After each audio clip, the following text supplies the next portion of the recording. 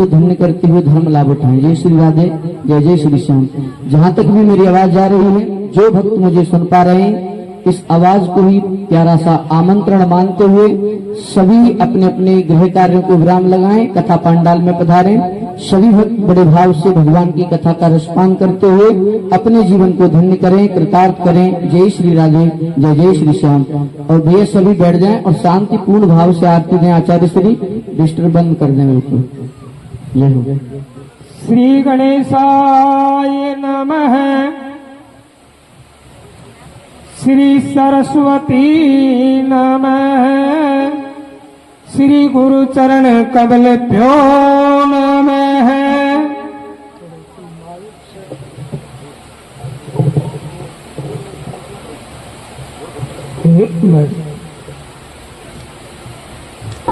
श्री श्याम देवाय नमः।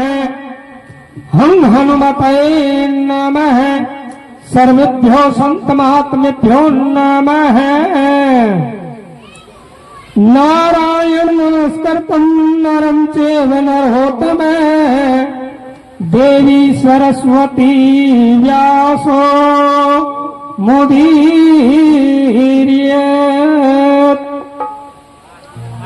लक्ष्मी नाम समारंभा नाथ आमन मध्यमा। अस्मदाचार्य पर्यन्तां वन्दे गुरु परंपरा।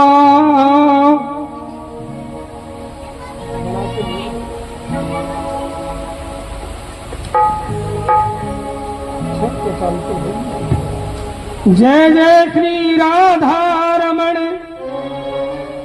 जय जय नवल किशोर। जय गोपी चित चोर प्रभु। जय जय माखन चोर।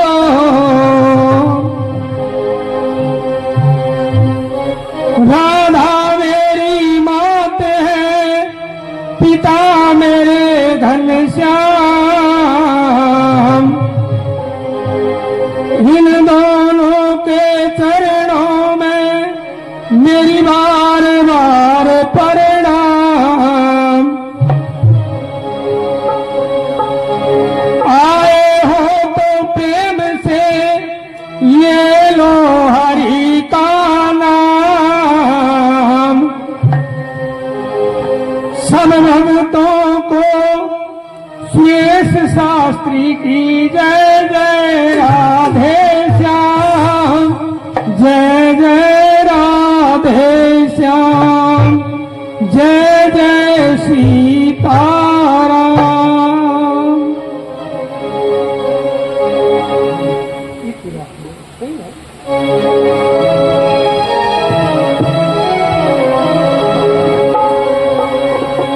देखिए, सुहासदा नाम की जो ढाणी है, माली की ढाणी जिसको बोलते हैं,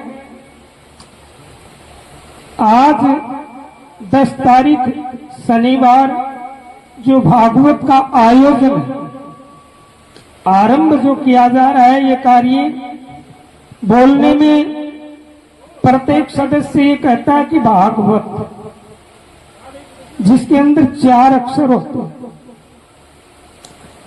भागवत का जो मूल रहस्य है, मूल जो फल है, उसकी प्राप्ति किसको होती है?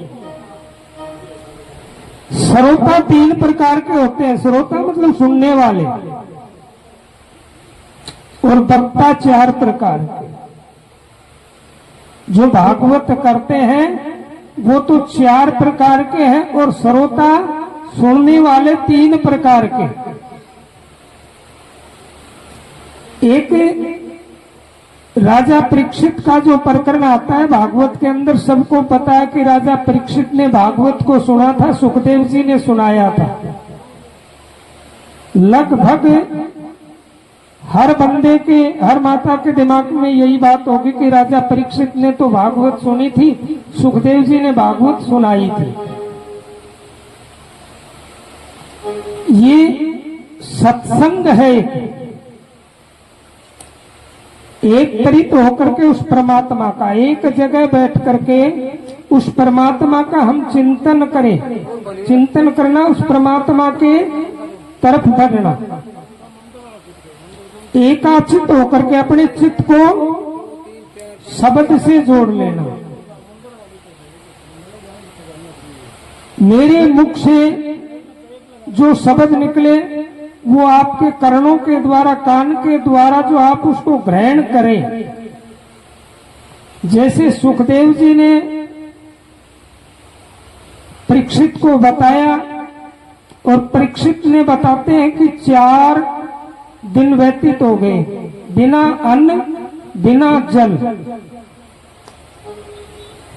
सुखदेव ने कहा कि हे परीक्षित, 4 दिन बीत गए, आप कुछ जलपान करो, उसके बाद फिर मैं आपके कोई भी सवाल होगा उसका जवाब अवश्य देंगे।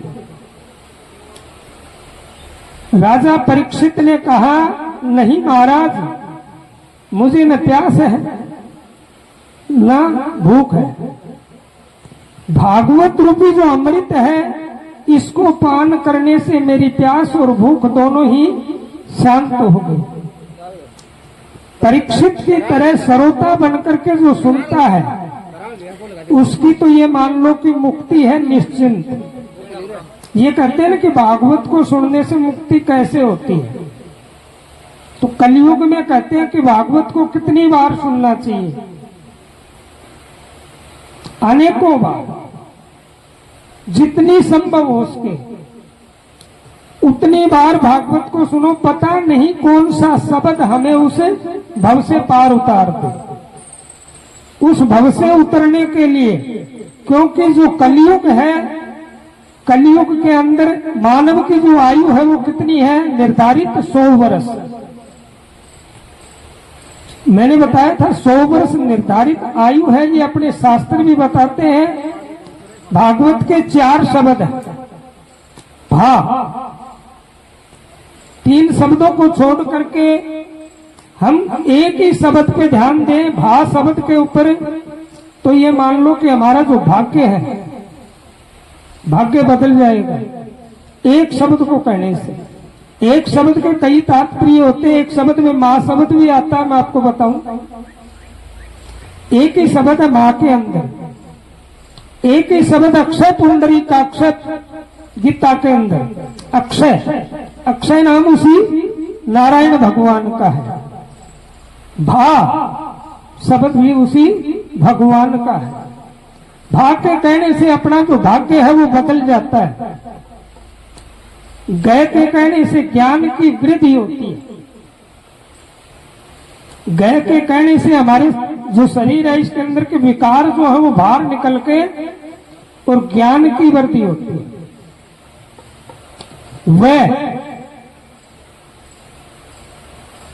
वह नाम है वैराग्य का। जब ज्ञान पैदा होगा, ज्ञान पैदा होगा तभी तो हमें वैराग्य पैदा होगा। इसी भागवत के अंदर 3 चीज समाहित है, भक्ति, ज्ञान, वैराग्य और तय। चौथा शब्द है तय शब्द, जिसको बोलते हैं। भक्ति, ज्ञान, वैराग्य उत्पन्न होने से त्याग की भावना। इंसान के अंदर त्याग की भावना तभी आएगी जब भक्ति होगी, ज्ञान होगा और वैराग्य लग जाए। वैरागी पुरुष होगा वो त्याग कर देगा। त्याग किसका करना है? त्याग हमें कौन सी वस्तु का करना चाहिए? क्या हमें घर को छोड़ देना चाहिए, बेटे छोड़ देने चाहिए या पोते छोड़ देने चाहिए? इस शरीर के अंदर 5 शत्रु हैं। अब श्रावण मास चल रहा है, काफी लोग कावड़ लेकर के आए हैं। 300 किलो जल उठा करके और हरिद्वार से वो अपने स्थान तक आए हैं भगवान को स्नान करवाने के लिए।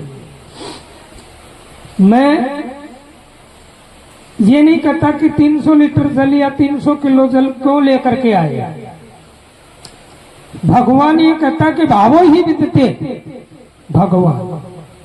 अगर भगत के अंदर भाव है तो खाली एक तुलसी का पत्ता जो होता है, मैं इससे भी प्रसन्न हूं, और वो भी ना हो तो स्वयं भगवान के सामने अपने दोनों हाथ उठा करके भगवान से ये कहे कि हे प्रभु मैं आपका हूं, हे प्रभु मैं आपका हूं।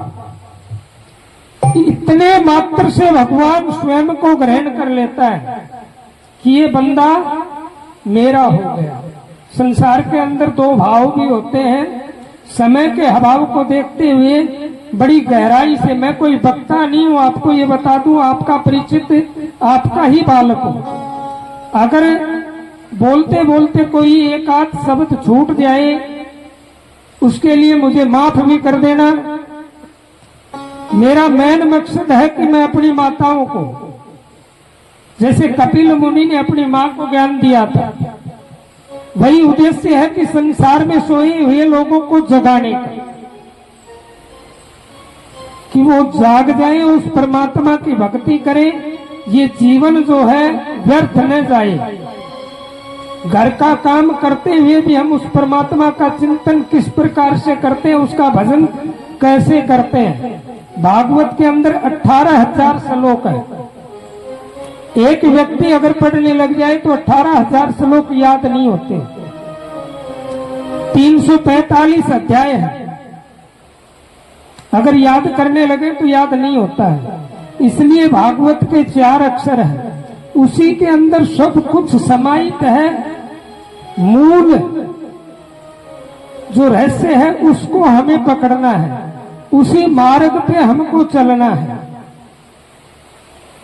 अब सुबह मैंने देखा था लगभग ये मानो 40 कलश उठाए थे ना शर्मा जी, 40-41 कलश माताओं ने उठाए। कलश को मस्तक पे उठाने का भी एक बहुत बड़ा तात्पर्य है। कलश यात्रा जो निकालते हैं, अब तो जो समय है इसमें चप्पल पहन के भी लोग जाते हैं, पहले खराब होती थी, अब नंगे पैर भी जा सकते हैं। लेकिन जहां तक ये चमड़े को छोड़ करके बाटे की जो चप्पल बोलते हैं, ये पहन के भी हम यात्रा कर सकते हैं, यहाँ तक भी दोष नहीं है। लेकिन अब तो भगवान को भी नहीं छोड़ा किसी ने।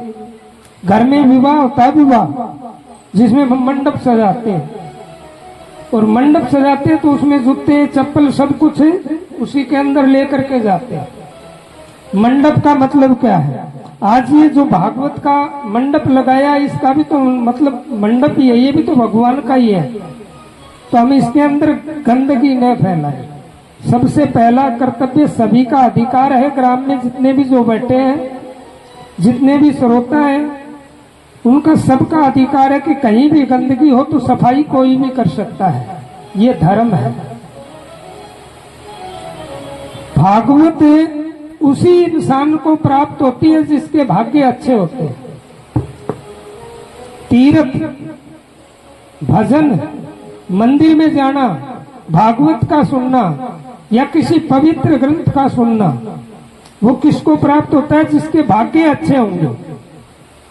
नहीं तो मैंने ऐसे ऐसे लोग देखे कि तीर्थ पे जाकर के वापिस आ जाते, स्नान नहीं करते उसमें, क्योंकि उनके भाग्य में स्नान करना लिखा नहीं। अहो भाग्य मानता हूं मैं अपने नाना जी का। मेरी नानी की हार्दिक इच्छा थी, उन्हीं के पुत्रों ने ये बीड़ा उठा करके जगदीश प्रसाद मेरे नाना जी जो थे, उनके परिवार ने अपने पूर्वजों के उद्धार के लिए,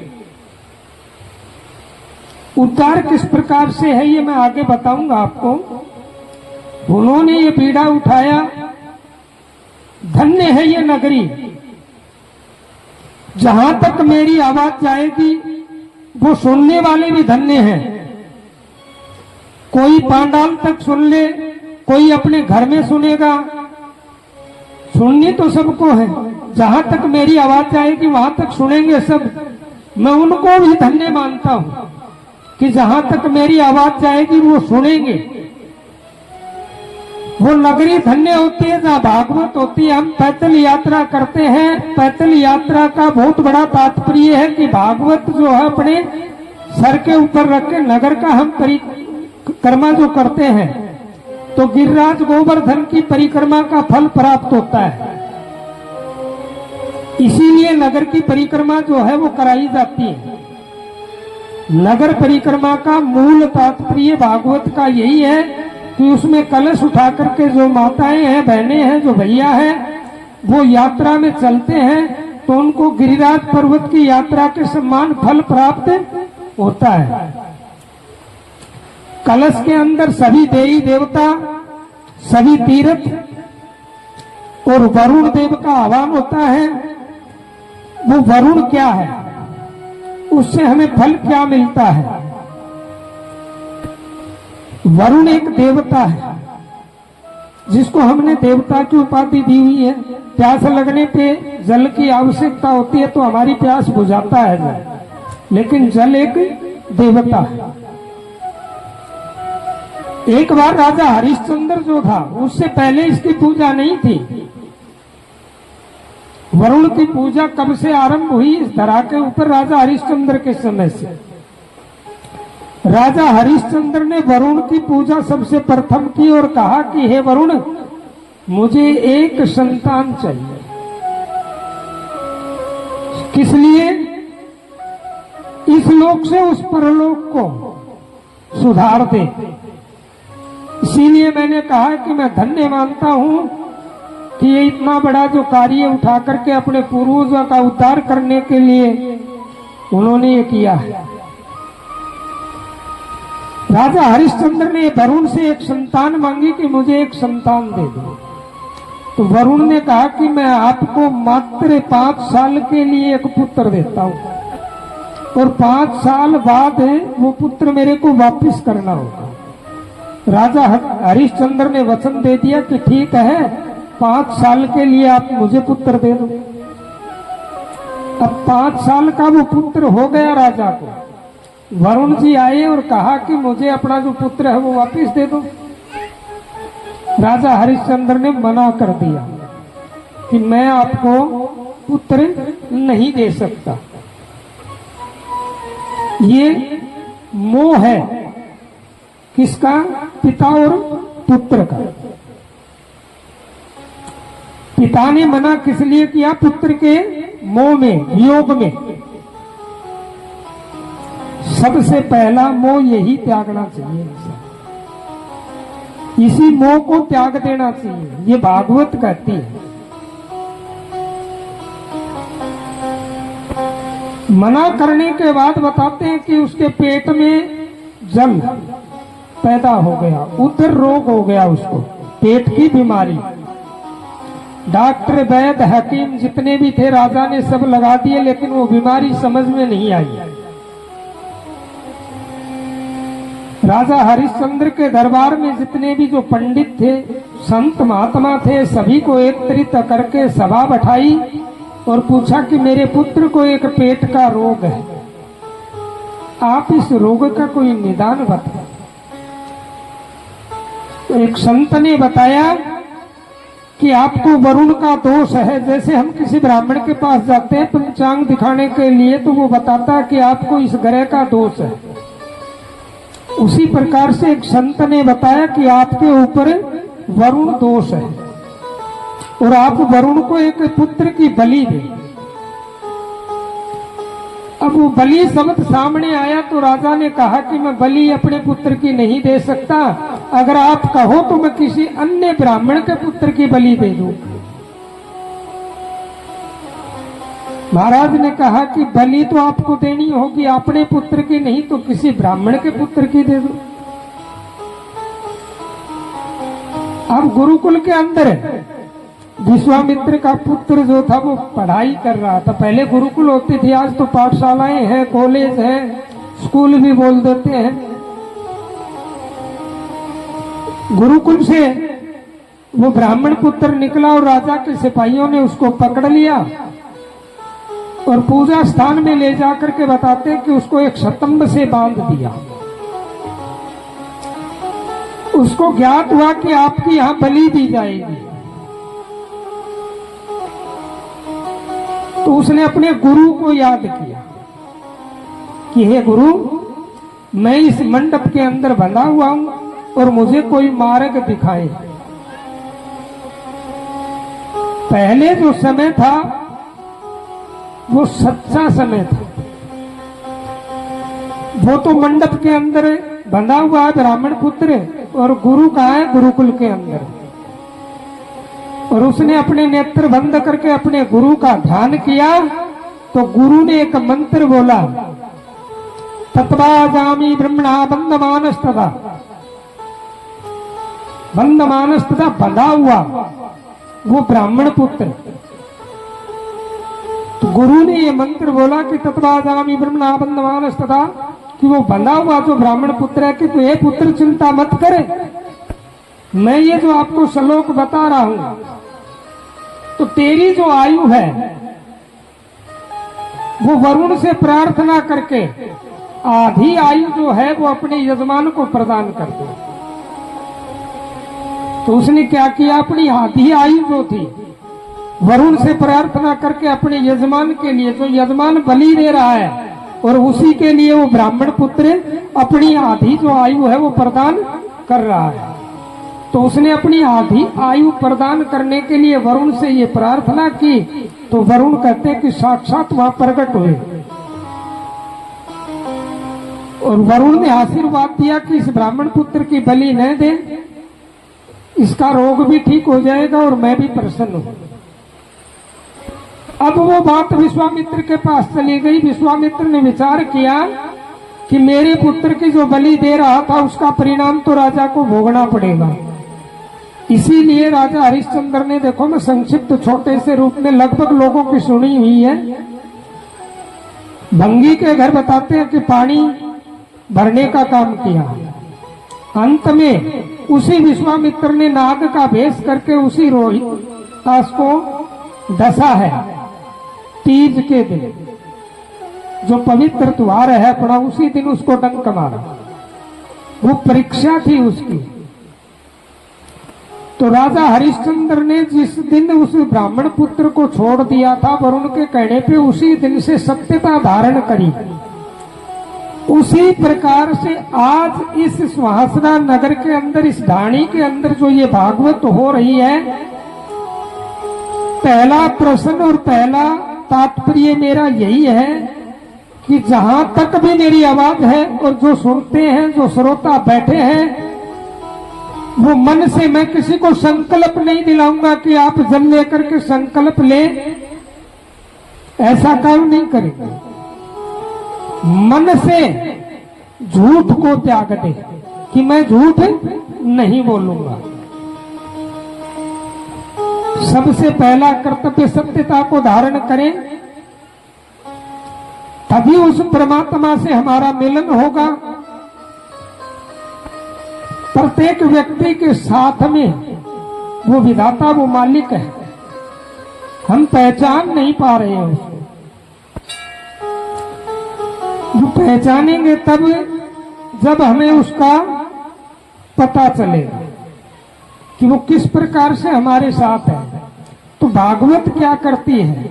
वही रहस्य बताती है कि भगवान की तरफ अगर आपको जाना है तो भागवत का पहला श्लोक आता है, सच्चिदानंद रूपाय विश्वोत्पत्त्यादि हेतवे।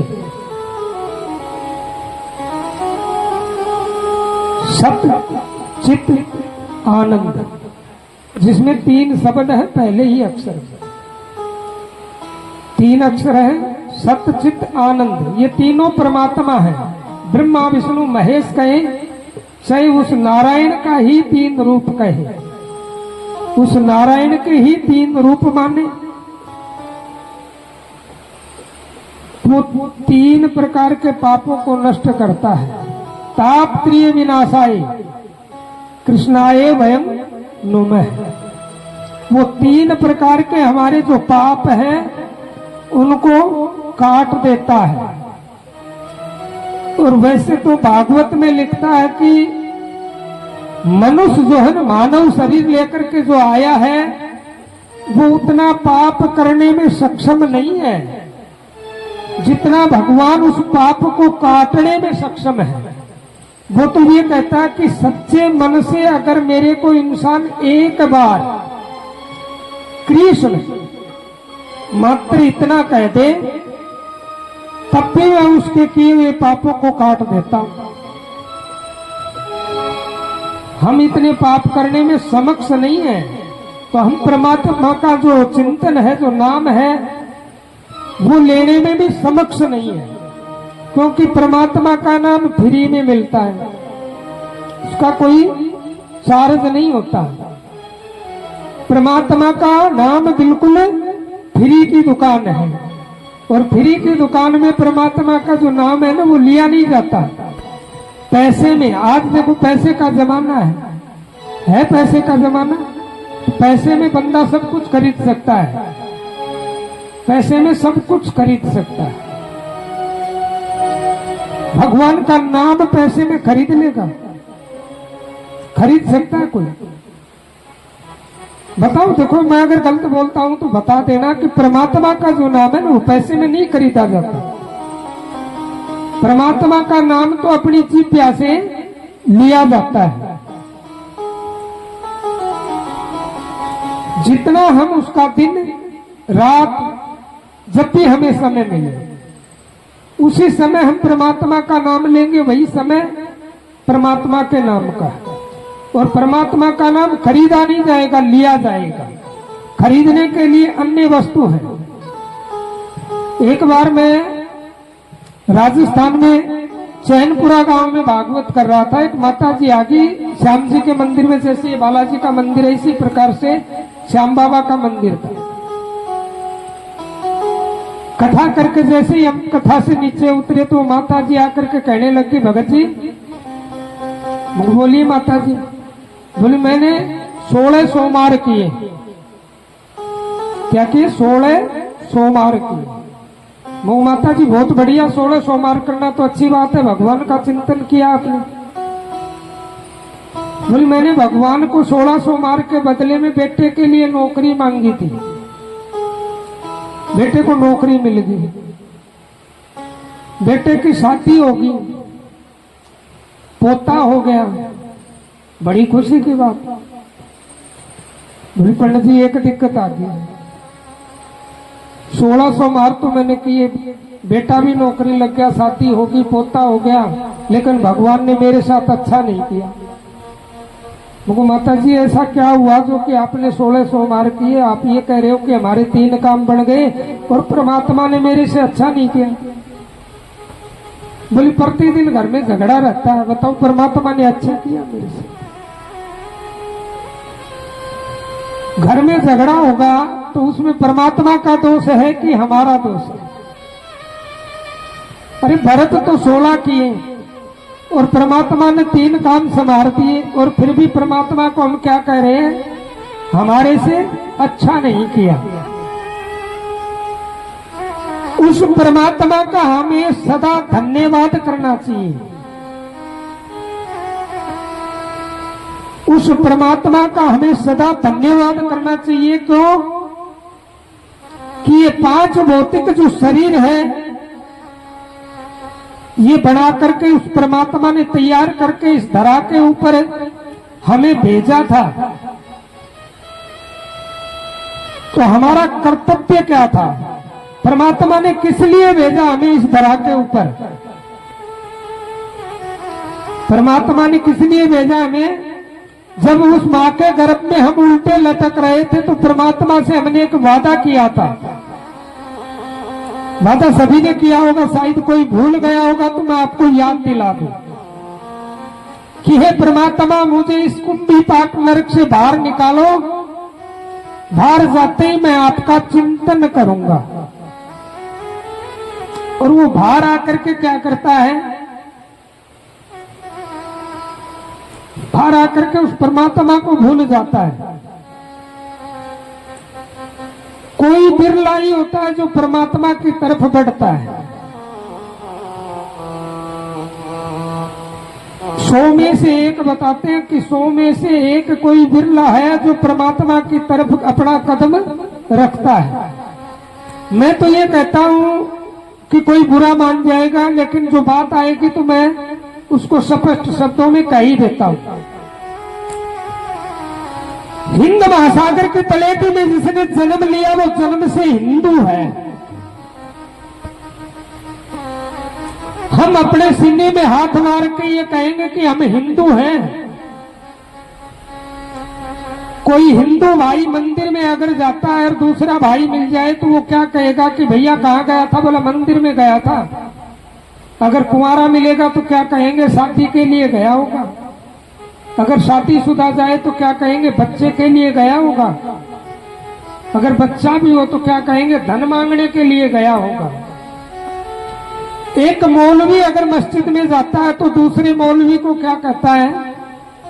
भैया मैं नमाज करने के लिए गया था, कल आप भी चलना। बोलो मेरे को तो नमाज आता नहीं है। बोला एक बार देखेगा, 2 बार देखेगा, तीसरी बार में सीख जाएगा। हम हिंदुओं में और मुसलमानों में कितना फर्क है देखो। वो स्वयं फैसला कर लेना और एक दूसरे को जगा देना। नहीं, आने वाले समय में मैं आपको इस व्यास गति से एक सच्चाई का जो सत्य शब्द है वो बताने जा रहा हूं कि ये मुल्ले हमें काट देंगे। अगर हम हिंदू एक नहीं हुए तो ये मुल्ले हमें एक दिन काट देंगे। एकता का मतलब कहीं सत्संग भजन कीर्तन हो तो हम सब एकत्रित रहे, एक साथ एक ही आवाज में उस परमात्मा का हम चिंतन करें तो सभी को ये पता चलेगा कि आज ढाणी माली की जो है उसके अंदर भागवत कथा का आयोजन है। इसलिए हृदय से बोलिए बजरंग बली की। एकता के साथ सबका मालिक एक है। यही ढाणी के अंदर ये मंदिर मेरा देखा हुआ है कि कहीं पशु बंधते थे। मैं एक व्यक्ति का तो कोई नाम लेकर के कहूंगा नहीं, जिसने इसकी चारदीवारी बनाई है, पूजा भी करता है, स्वयं को उसको रास्ता मिला है, लोगों को वो रास्ता बता रहा है कि मैं इस मार्ग से चल रहा हूं, आप भी इसी रास्ते से चलिएगा। तो उसको सच्चे परमात्मा से एक दिन मिलना पड़ेगा। परमात्मा, ये कहते हैं ना कि परमात्मा किसी के पास आता नहीं है।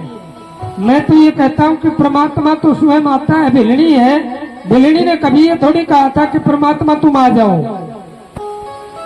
बताओ, आपने ग्रंथों में या किसी के मुख से या घरों के अंदर कहानियां सुनी होंगी तो भिलनी ने ये कभी नहीं कहा पूरी रामायण के अंदर कि हे प्रभु तुम आ जाओ। भिलनी का एक ही वचन था कि मेरे गुरु मतंग ऋषि ने कहा है कि एक दिन हरि आएंगे। उसी वचन के ऊपर वो भीलनी उस मार्ग के ऊपर पुष्प बिछाती रही कि एक दिन वो परमात्मा श्री राम अपने भ्राता के साथ इस मार्ग से अवश्य आएंगे। उसने कभी ये नहीं कहा कि हे मालिक आप आ जाओ। हम मंदिर में जाते हैं, मंदिर में जाकर के क्या करते हैं? परमात्मा से कहते हैं कि मुझे बेटा दे दो, मेरे बेटे को नौकरी दे दो, मेरी बहू जो है वो मेरे से मीठी मीठी बोले। वो अपना कसूर नहीं देखती। थोड़ी देर पहले मैंने 3 चीज बताई थी कि ये शरीर जो है ये 5 भौतिक है। इसी शरीर के अंदर काम, क्रोध, मद, लोभ, मोह, अहंकार, जिसको हम क्रोध बोलते हैं, वो किसमें है बेटा? पैर। बिल्कुल हाँ, भगवान की तरफ पैर करके भी ना बैठे। थोड़ा ये भी ध्यान रखिए, अगर पैर दुखने लग जाए तो एक पैर को मोड़ सकते हैं, क्योंकि वर्ग शरीर हो जाता। बुढ़ापे के अंदर इस शरीर के अंदर खून नहीं रहता तो पैरों में दर्द तो हो जाता है। दूसरा, बैठने का अभ्यास किसी किसी का होता है। तो इसी शरीर के अंदर 3 चीज। हम किसी दूसरे को ये कहेंगे कि फला आदमी गलत है तो अपनी एक उंगली को उठा करके हमने अगले की तरफ की तो ये 3 उंगलियां जो है वो किस तरफ है?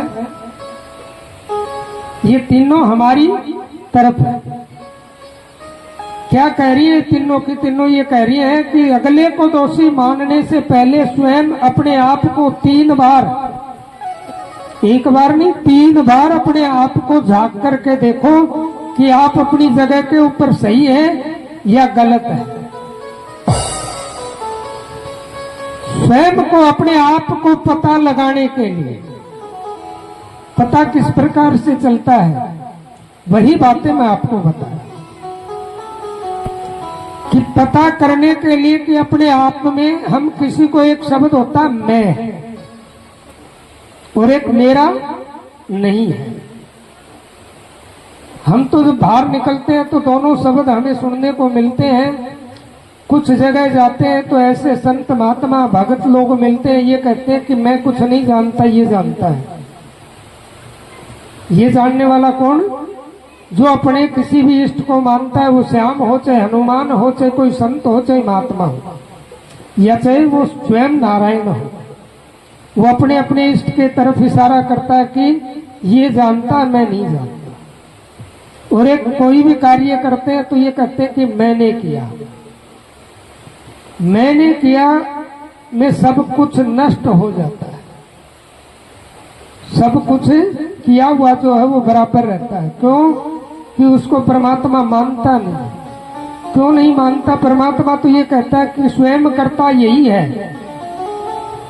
गीता की जो पुस्तक है, सभी को लगभग मेरे विचार से सुना हुआ है कि पहले ही श्लोक में कहता है कि धर्म क्षेत्रे कुरुक्षेत्रे संवेता युयुत्सव मामका पांडवाश्चैव किम कुर्वत संजय। यहाँ 2 शब्द आते हैं, धर्म और कुरु। तो 2 शब्दों की कोई आवश्यकता नहीं। गीता के 18वें अध्याय में लिखता है, उस शब्द को पकड़ो आप, कि सर्व धर्मान परित्यज्य मामेकम शरणं व्रज। ये संसार जो है, इसके जो धर्म है, उन धर्मों का आप परित्याग करो। सर्व धर्मान परित्यज्य मामेकम शरणं व्रज अहम त्वां सर्व पापेभ्यो मोक्षयिष्यामि मा शुचः। तुझे किसी बात की भी चिंता नहीं है, तेरा मोक्ष कर दूंगा और उस परम धाम को आपको भेज दूंगा। आपको चिंता करने की कोई आवश्यकता नहीं है। बोलिए श्री राधे राधे राधे।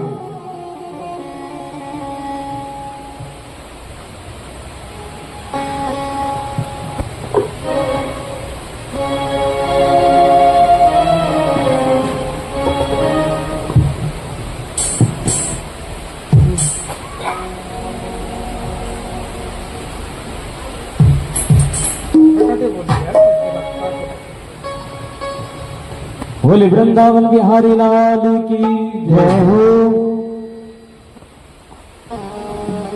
ओ हरे रामा रामा रामा हरे हरे, हरे रामा रामा रामा रामा हरे हरे, हरे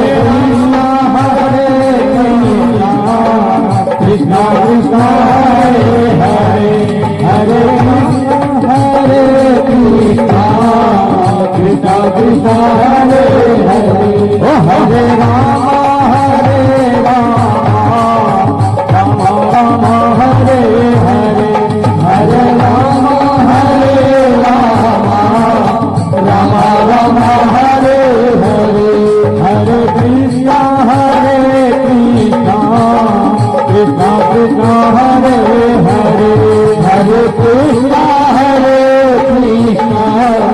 कृष्णा कृष्णा हरे हरे, हरे रामा रामा रामा हरे हरे, हरे रामा रामा रामा हरे हरे। ओ श्री कृष्ण गोविंद हरे मुरारी, हे नाथ नारायण वासुदेवा, श्री कृष्ण गोविंद हरे मुरारी, हे नाथ नारायण वासुदेवा, हे नाथ नारायण वासुदेवा, हे नाथ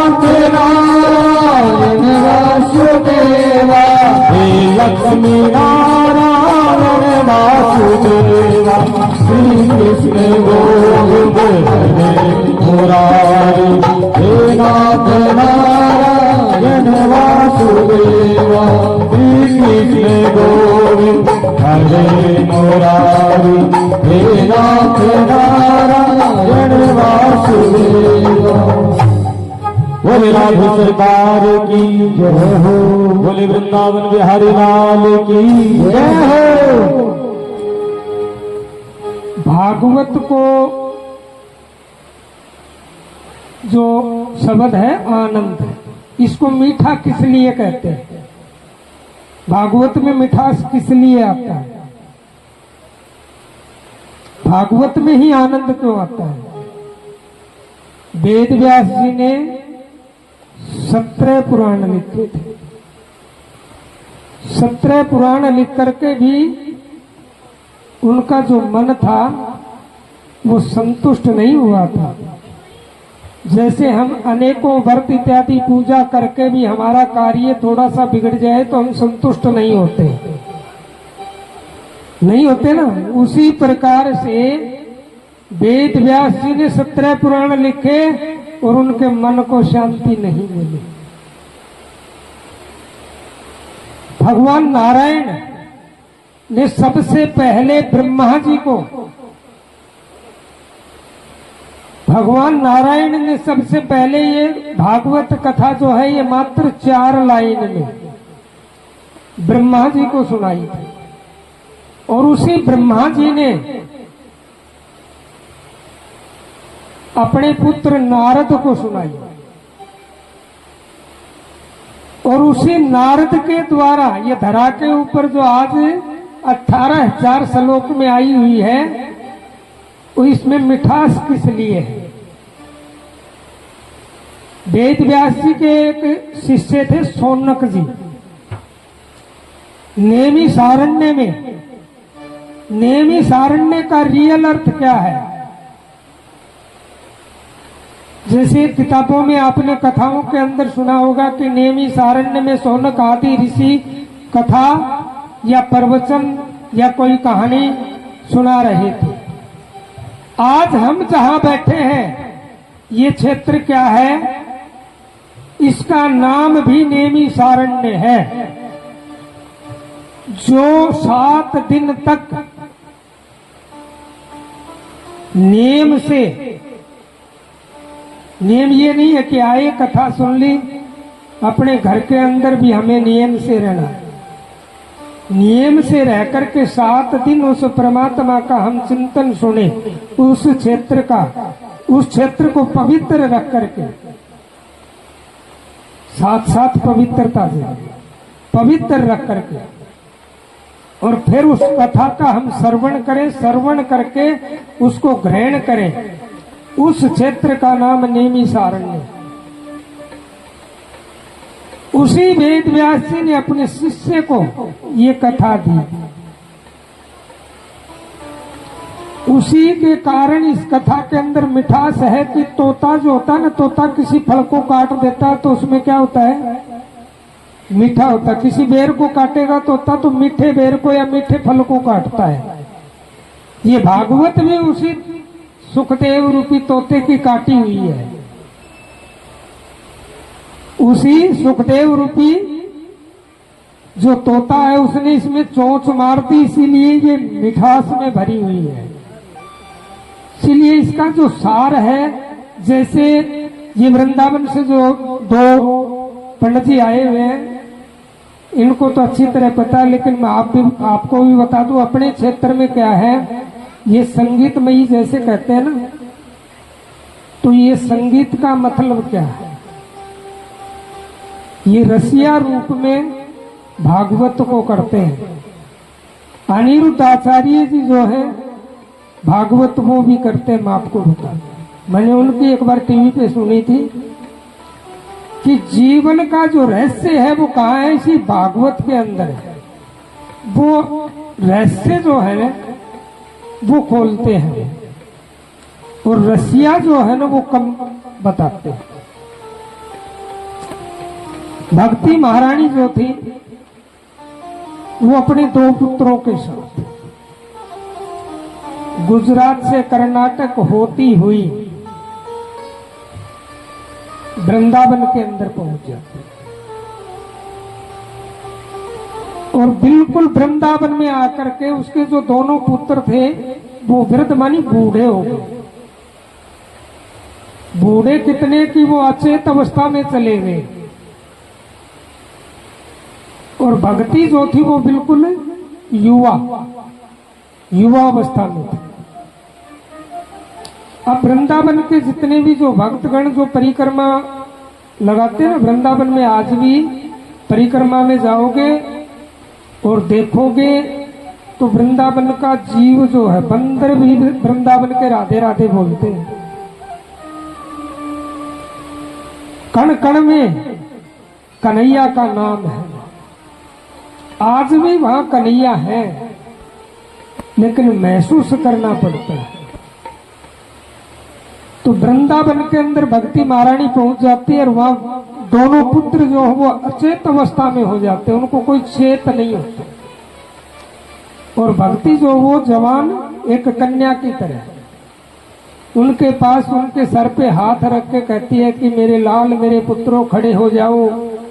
विनय करती है उस परमात्मा से, नारायण से, लेकिन उनको चेत नहीं होता। इसका रियल अर्थ क्या है कि भक्ति के 2 पुत्र कौन कौन थे? एक तो ज्ञान, दूसरा वैराग्य। अब इस सृष्टि के ऊपर ना तो किसी के पास ज्ञान है, भले ही वो मैं भी क्यों ना तो किसी के पास ज्ञान है न वैराग्य है। वैराग्य कोई हो नहीं सकता। आज धन है तो हमारे भारत देश के अंदर जो धन का खजाना पहले राजा महाराजाओं के पास था, आज संतों के पास है। कहाँ है? संतों के पास। तो वैराग्य जिसको लग जाएगा उसे धन से कोई मतलब नहीं होता। वैराग्य का मतलब है कि मुझे पत्थर है तो पत्थर और सोना है तो भी पत्थर है, वो वैरागी है। उसको धन से कोई मतलब नहीं, उसको उस परमात्मा से ही मतलब रहे। श्री राधे।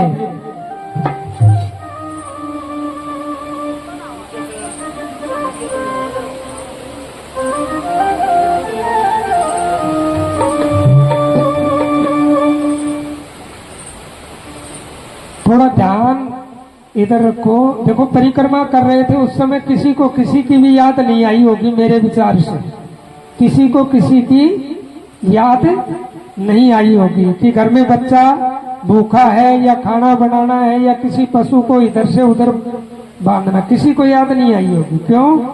कि ये भागवत रूपी भगवान जिनके सर पे विराजमान थे इस नगरी के अंदर, इंद्रदेव स्वयं इंद्रदेव बारिश करने के लिए अपनी वर्षा रूपी पुष्पों से सत्कार कर रहे थे और सबका ध्यान भगवान के भजनों में था। वो डीजे के ऊपर जो भजन बज रहे थे, भगवान के सबका ध्यान उन्हीं की तरफ था। उसी प्रकार से अपने ध्यान को उसी परमात्मा में लगा करके, न कि घर की तरफ। मैं भी एक गृहस्थी जीव हूं, सभी को पता है। और इसी ये भी पता होगा कि मैं अपने आप को दुखी नहीं मानता। लोग ये कहते हैं कि महाराज आप जैसा दुखी कोई नहीं होगा। स्वयं मैं अपने हाथों से खाना बनाता हूँ। मेरे 2 बच्चे हैं, छोटे लड़के को दौरा भी आता है। 4 साल मेरी घरवाली को गए होंगे। मैं अपना परिचय आपको दे दूं। लेकिन मेरा जो अंधकार था, मेरा जो भ्रम था कि संसार से क्या प्रीत दी एको शरण काम, दुविधा में दोनों जांगी माया मिलन राम। अगर आप दुविधा में रहोगे तो जो मैं आपको एक एक अमृत रूपी जो शब्द है वो प्रदान कर रहा हूं, तो ये इसके द्वारा। और हमारा ध्यान अगर थोड़ा सा ऐसे गया और वो शब्द इसके ऐसे निकले और वही शब्द हमें काम आना था। तो इसलिए मैं तो ये कहता हूं कि आपको भजन भी सुनाएंगे, ऐसी बात नहीं, नींद नहीं आने देंगे। अगर नींद आएगी तो भी आप वंचित रह जाओगे। तो वृद्ध अवस्था में वो दोनों पुत्र, क्योंकि ज्ञान भी नहीं है और वैराग्य भी किसी के पास नहीं है। भक्ति जवान किस लिए हुई कि भक्ति अगर देखनी है तो आप वृंदावन के अंदर जाकर के देखो। वृंदावन में आपको सभी भक्त मिलेंगे, प्रेमी मिलेंगे। किसके? उस कन्हैया के। इसी प्रकार से मैं ये नहीं कह रहा कि आप भी उस कन्हैया के हो जाओ। आप अपना जो किसी को भी इष्ट मानते हो, इष्ट मानने का मतलब चाहे वो हनुमान जी हो, चाहे श्याम जी हो, चाहे भगवती हो, चाहे ये समाज वाले संत हो, आप किसी को भी इष्ट मानते हैं उसी के बन जाओ। जिसको आप मानते हो उसी के बन जाओगे तो कुछ मिल जाएगा। अगर हम उसके नहीं बने तो कुछ भी नहीं मिलेगा। कथा में आएंगे, दो बात सुनेंगे, घर जाकर के झगड़ा करेंगे, कोई लाभ नहीं मिलेगा। अब वो भक्ति महारानी जो थी वृंदावन में इसीलिए गई थी कि यहाँ भक्ति है और मेरे जो दो बालक हैं ये ठीक हो जाएंगे। वैराग्य जागेगा, किसी को वैराग्य लग जाएगा, किसी को ज्ञान हो जाएगा। लेकिन वैराग्य और ज्ञान ये दो चीजें तो व्यर्थ हो गई और भक्ति महारानी जवान हो गई। वृंदावन में भक्ति थी, तरह तरह के वहां प्रयास करने वाले नगर की जो परिक्रमा कर रहे थे गोपाल जी की, तो वो कोई आकर के तो उसको झाड़ा लगा दे, कोई कान में मंत्र बोल दे, कोई श्रीमन नारायण बोल दे। दोनों लड़कों को वो अपनी अपने हिसाब से सब झाड़ा, भगवान का नाम, परमात्मा का चिंतन कराते रहे। समय बीतता रहा। इसी कली काल के अंदर नारद जी इस मृत लोक का भ्रमण करते हुए उसी नगरी के अंदर पहुंच जाते। अब नारद जी ने देखा कि इस सृष्टि के ऊपर तरह तरह के जीव जो है वो उत्पन्न हो रहे हैं और मर रहे हैं। परमात्मा इनका उद्धार किस प्रकार से करे, उद्धार कैसे है? इस विरह के अंदर वो भी उसी वृंदावन में पहुंच गए। नारद जी ने भी श्रीमन नारायण बोल करके उनके सर पे हाथ रखा, लेकिन उनको चेतना नहीं आई। अब उसी विरह के अंदर नारद जी चल पड़ते अपने पिता ब्रह्मा के पास। ब्रह्मा जी के पास जाकर के कहते हैं कि पिताजी मुझे आज बड़ा आश्चर्य है। बोला पुत्र आश्चर्य किस बात का? बोला कि मैं मृतलोक की सैर करने के लिए गया था तो वहां 84 लाख जीवों की 4 क्यारियां मैंने देखी। तरह तरह के जीव पैदा होते हैं और मर रहे हैं, उनका कहीं कोई उद्धार नहीं। कोई ऐसा उपाय बताएं कि जिससे ये संसार के लोग भी तर जाएं। और दूसरा दृश्य मैंने देखा, उसी वृंदावन में पहुंच गया। एक युवा अवस्था में एक कन्या बैठी, बालिका बैठी है और वृद्ध अवस्था में, सुषुप्त अवस्था में सोए हुए उसके 2 वृद्ध पुत्र हैं। ये कैसा दृश्य था प्रभु? ब्रह्मा जी ने बताया कि कलयुग के अंदर 18,000 नहीं, 1 श्लोक, मात्र 1 श्लोक, एक भी ना कर पाए तो आधा, और आधा भी ना हो तो चौथाई। लास्ट में कन्हैया ने तो ये भी कह दिया कि अगर चौथा हिस्सा भी नहीं कर पाए तो श्रीमन नारायण, श्रीमन नारायण, मेरा मन जो है वो स्वयं नारायण है। मैं नहीं, मेरा मन जो है वो श्रीमन नारायण है। इतना तो कर सकता है। अगर इस कलयुग में मात्र इतना भी कर लेगा तब भी मोक्ष है। ज्यादा भक्ति करने की जरूरत नहीं है कलयुग के अंदर, मात्र श्रीमन नारायण। तो उसी ब्रह्मा जी ने नारद जी को बताया कि उनको कलयुग रूपी जो समय है और काल रूपी जो सर्प है उसके मुख में अनंत राशियां, अनंत जीव जो जा रहे हैं, उनके उद्धार का एक ही मार्ग है। सनक सनंदन सनकादिक सनत कुमार ये जाएंगे और भागवत कथा उनको श्रवण करवाई जाए। अब वो भागवत करने के लिए मंच लगा दिया, जिस प्रकार से आज ढाणी के अंदर मंच लगा। पहले दिन सनक सनंदन सनकादि सनत कुमार भागवत को आरंभ कर देते हैं। साप्ताहिक क्रम चलता रहा। चौथे दिन ज्ञान और वैराग्य दोनों अचेत अवस्था को छोड़कर के बैठ जाते हैं चौथे दिन। और जैसे ही सप्तम दिवस आया, सातवां दिन, तो स्वयं वो भक्ति महारानी ज्ञान और वैराग्य उसी भागवत के अंदर समाहित तो हो गए शब्द रूप में। बोली कृष्ण भगवान की। और वो भक्ति महारानी भागवत में समा करके और भगवान का चिंतन शब्दों में करती रही और नाचती रही।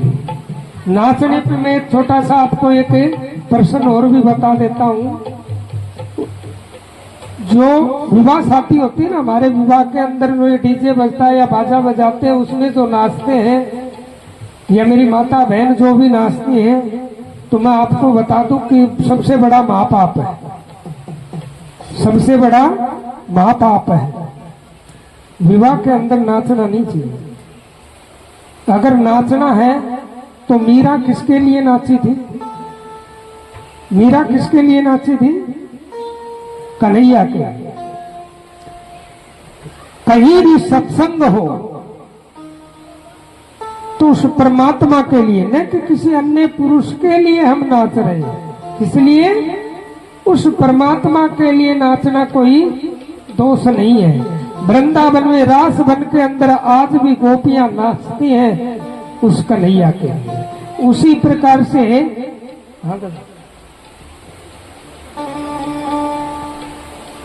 मुरली मनोहर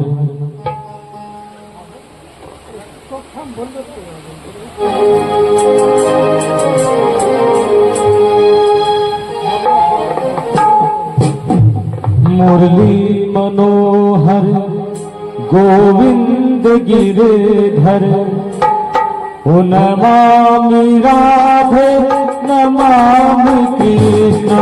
मुरली मनोहर गोविंद गिरधर नमामि राधे नमामि कृष्ण। ये कृष्ण प्रेमी कहे निरंतर, ये कृष्ण प्रेमी कहे निरंतर नमामि राधे नमामि कृष्ण। मुरली मनोहर गोविंद गिरधर नमामि राधे नमामि कृष्ण। राजीव लोचन अतीव सुंदर, राजीव लोचन अतीव सुंदर नमामि राधे नमामि कृष्ण। मुरली मनोहर गोविंद गिरधर नमामि राधे नमामि कृष्ण।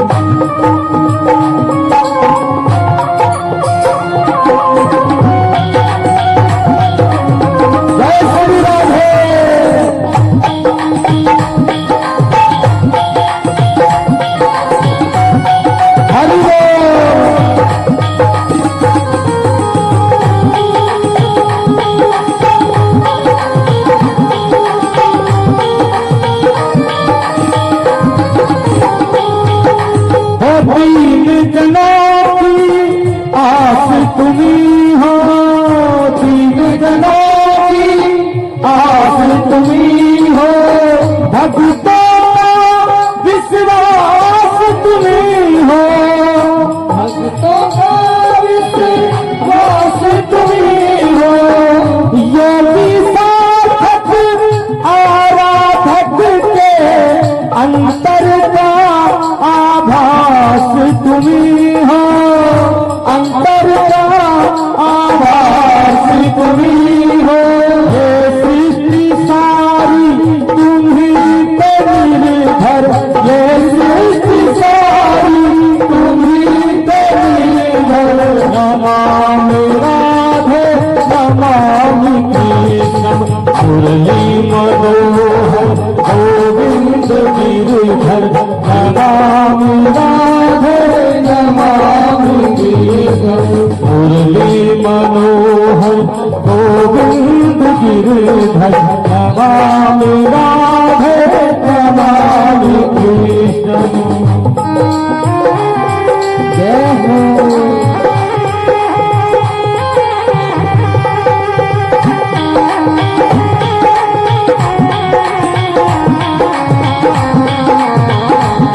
भगोर मन हरि हरि मोहन मुरारी, भगोर मन हरि हरि मोहन मुरारी, भगोर मन हरि हरि मोहन मुरारी, भगोर मन हरि हरि मोहन मुरारी।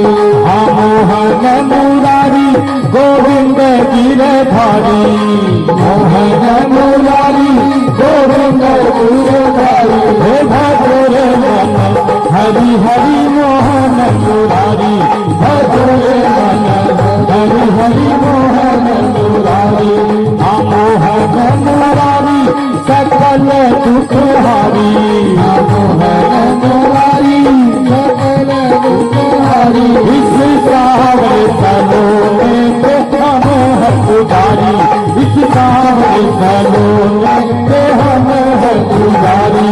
हाँ हम है पुजारी गोविंद गिरधारी, हम है पुजारी गोविंद गिरधारी। हे भगोर मन हरि हरि मोहन मुरारी, भगोर मन हरि हरि मोहन मुरारी। हरि बोल।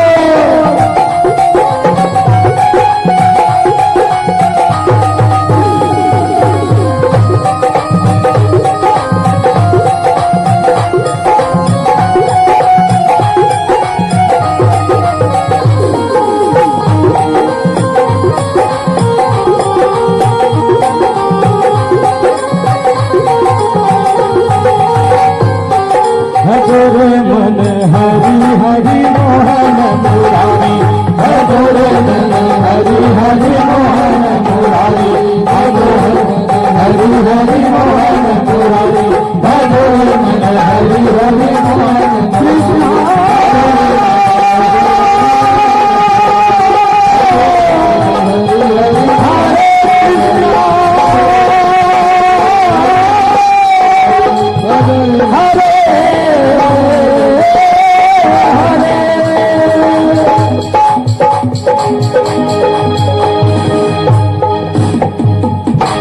वृंदावन बिहारी लाल की जय हो, राधे सरकार की जय हो, बालाजी महाराज की जय हो। जब तक 7 दिन ये कथा चलेगी तो आपके मन में मैं आपको बता दूं, कोई भी प्रश्न हो तो व्यास गति से उतरने के बाद बिल्कुल आप पूछ सकते हो, क्योंकि आपका संदेह जो है वो दूर करने के लिए हम आए और ये संदेह दूर करना हमारा कर्तव्य है। कोई भी आपका शास्त्र संबंधित या भक्ति के संबंधित या पूजा के संबंधित कोई भी आपका प्रश्न हो तो आप पूछ लेना।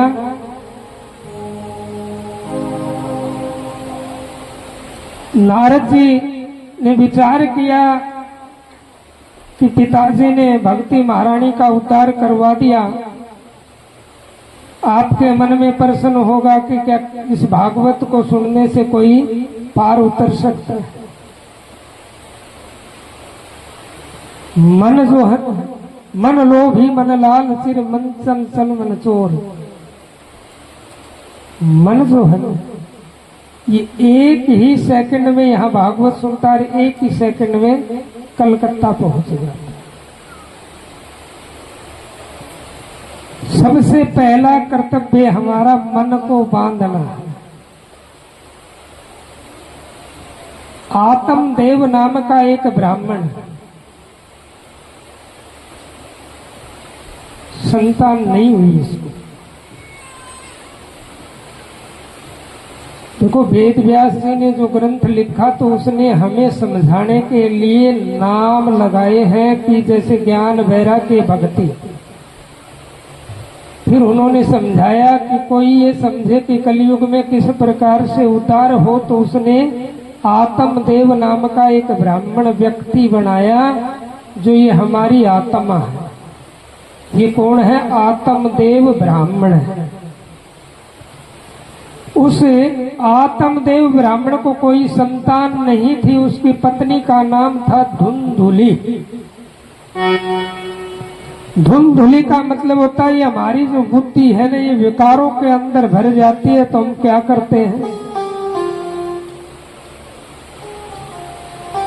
जब हमारी बुद्धि के अंदर विकार आएंगे तो हम क्या करेंगे?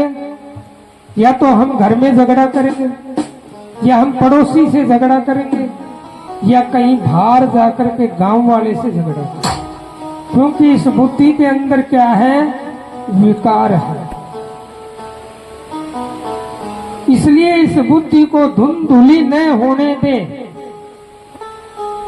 इसमें विकार न आने दे। विकारों से दूर रहे तो उस धुंधुली नाम की जो पत्नी थी उसके अंदर विकार तो थे ही। अब वो किसी पड़ोसन के पास जाए तो वो कहे कि मेरे को संतान नहीं है, लेकिन कल को अगर संतान हो जाए, गर्भ में बच्चा आएगा, बोले भाई गर्भ में बच्चा तो आएगा, आएगा तो बोले मेरे पेट में बच्चा रहेगा तो मेरे को भूख नहीं लगेगी। बोले हो सकता है बच्चा पेट में हो तो भूख ना भी लगे। तो बोले मैं अधिक से अधिक खा नहीं पाऊंगी, क्योंकि जब धुंधुली बुद्धि होती, विकारित बुद्धि होती, तो वो क्या सोचती है? संतान के लिए नहीं, वो खाने के लिए सोचती है।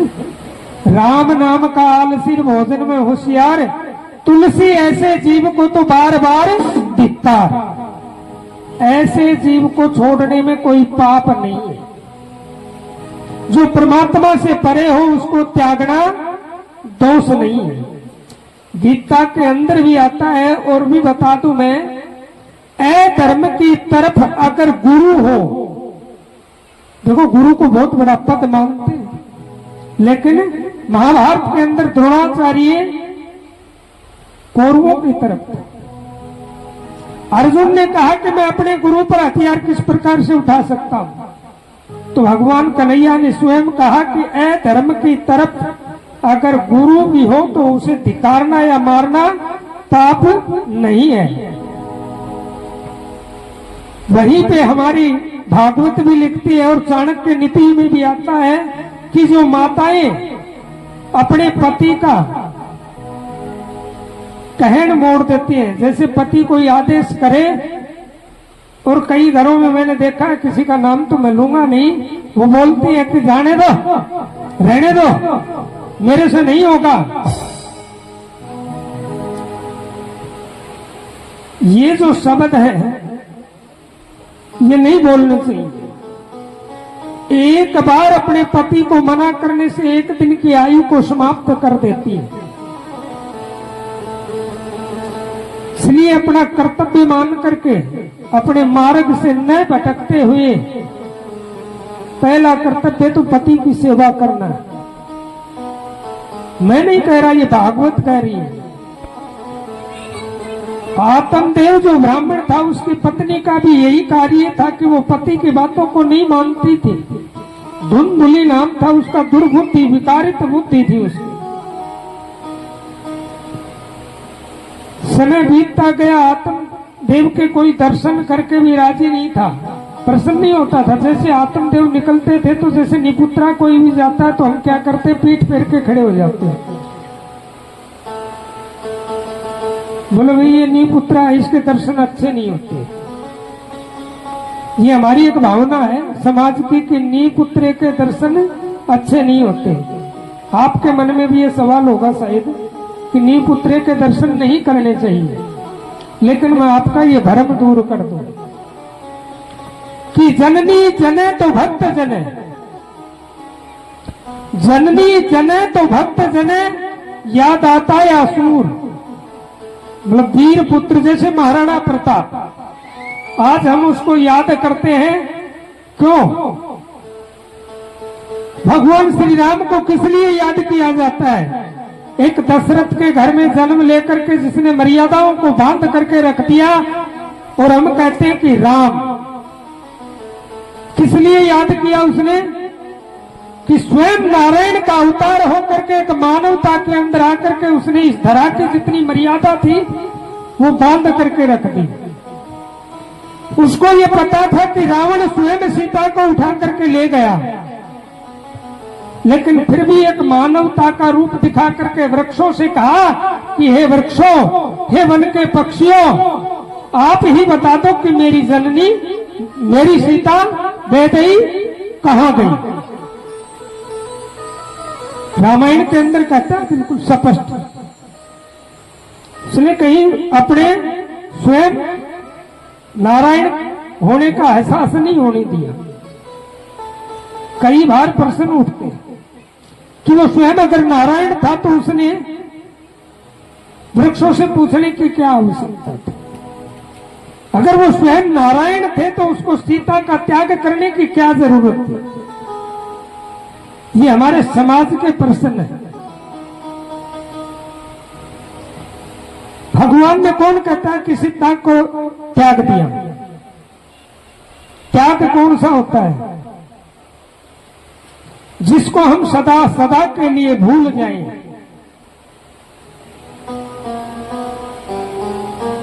जिसको हम सदा सदा के लिए भूल जाएं उसका नाम है त्याग। जिसका हम एक बार भी जिज्ञासा से नाम ले लें। स्वयं भगवान तो सीता का नाम लेकर के प्रसाद ग्रहण करते थे। उनके हृदय की छाया, उनका हृदय दिल जो है वो स्वयं जानकी थी। उन्होंने त्याग नहीं किया। इस पांच भौतिक शरीर जो है इसको छोड़ना कोई त्याग थोड़ी है।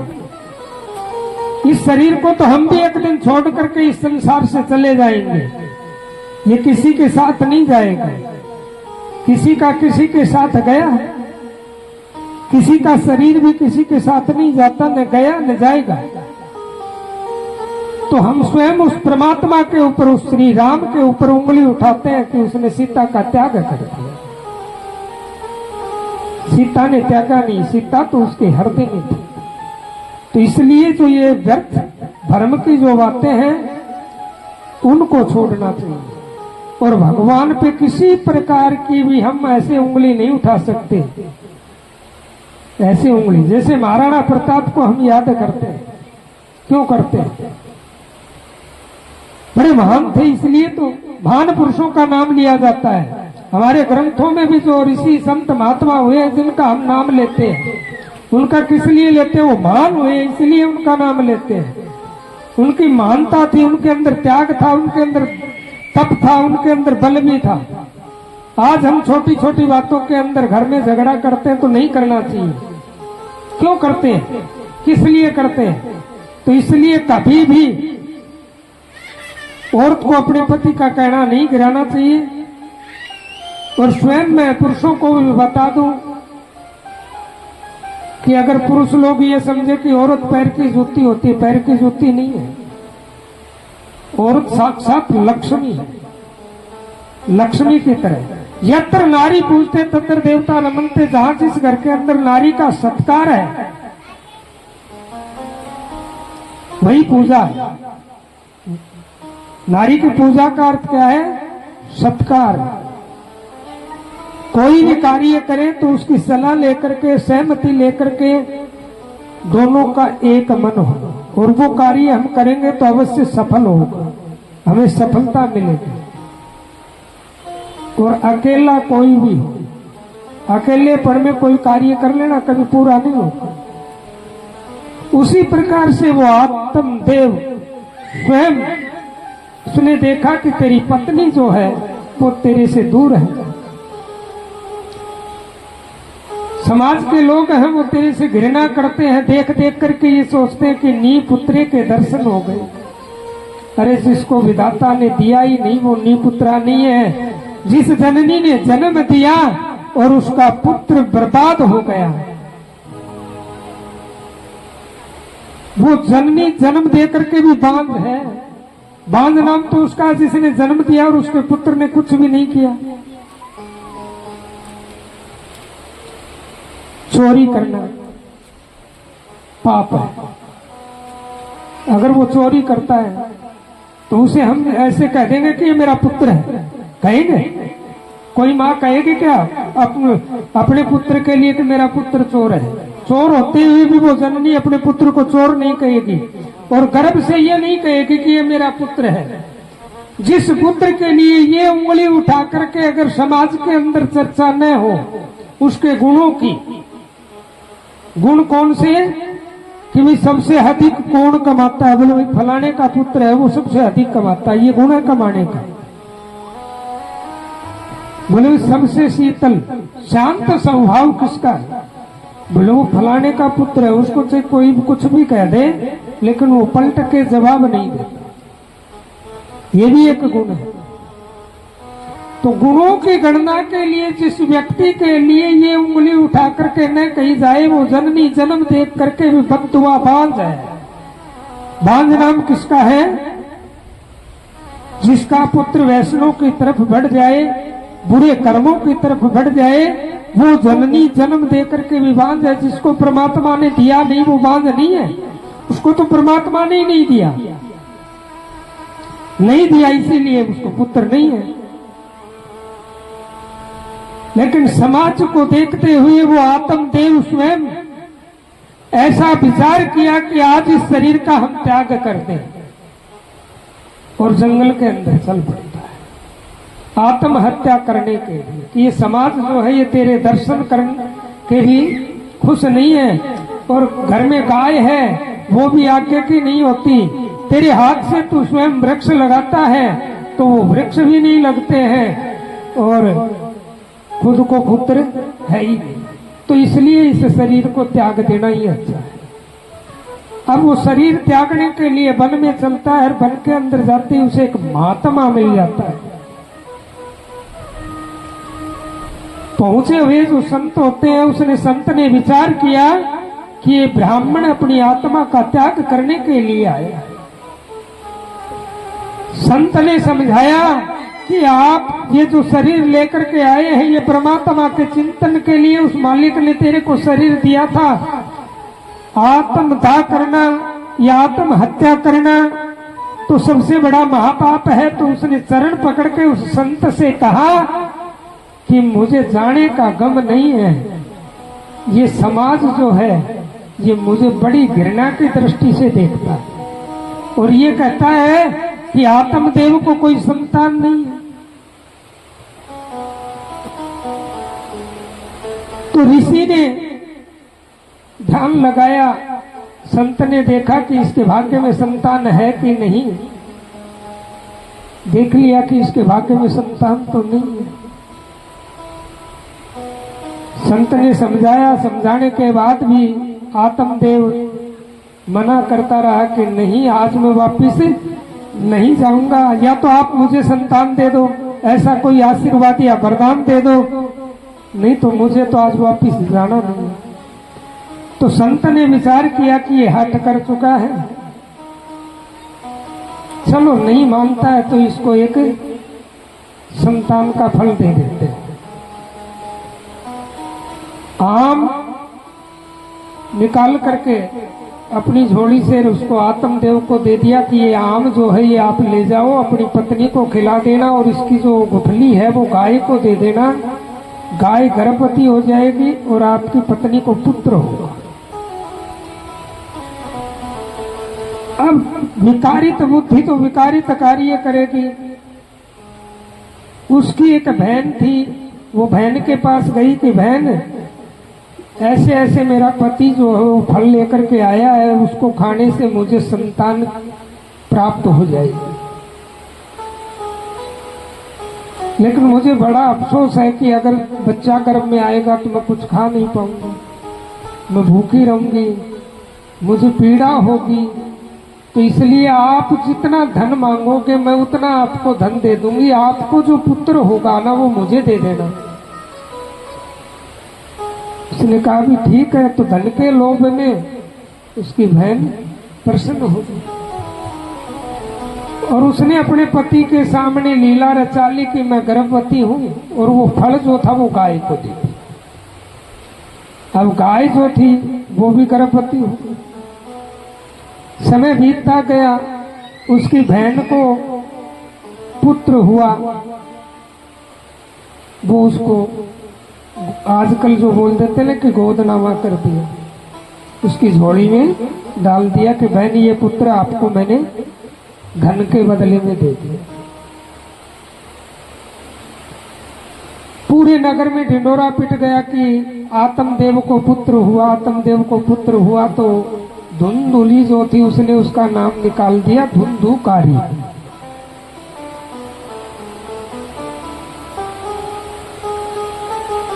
अब नगर में ढिंडोरा पिट गया कि भी उसको तो पुत्र हो गया। कुछ समय बीतता गया, बीतते ही और जैसे गाय का समय आया तो गाय को भी पुत्र हुआ। विधाता की विडंबना देखो कि गाय को भी पुत्र ही हुआ। और कैसा हुआ कि उस गाय से जो पुत्र हुआ था उसके दोनों कान जो थे वो गाय के थे। आत्मदेव ने उसका नाम रखा गोकर्ण। ज्ञान से पैदा हुआ वो गोकर्ण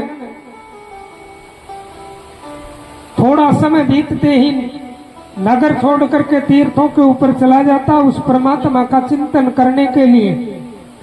और धुंधुकारी क्या करता है, आज कलयुग में प्रत्येक घर में एक धुंधुकारी जरूर मिल जाएगा। बुरा मत मान जाना मेरी माताओं, जो पुत्र अपने माता पिता की सेवा नहीं करता वही धुंधुकारी होता है। धुंधुकारी ने भी वैसा ही किया कि वो आत्मदेव को भी पिटाई करता और अपनी माता की पिटाई करता। उस धुंधुकारी से तंग आकर के बताते कि आत्मदेव घर छोड़ करके निकल गए तपस्या के लिए, उस परमात्मा का चिंतन करने के लिए।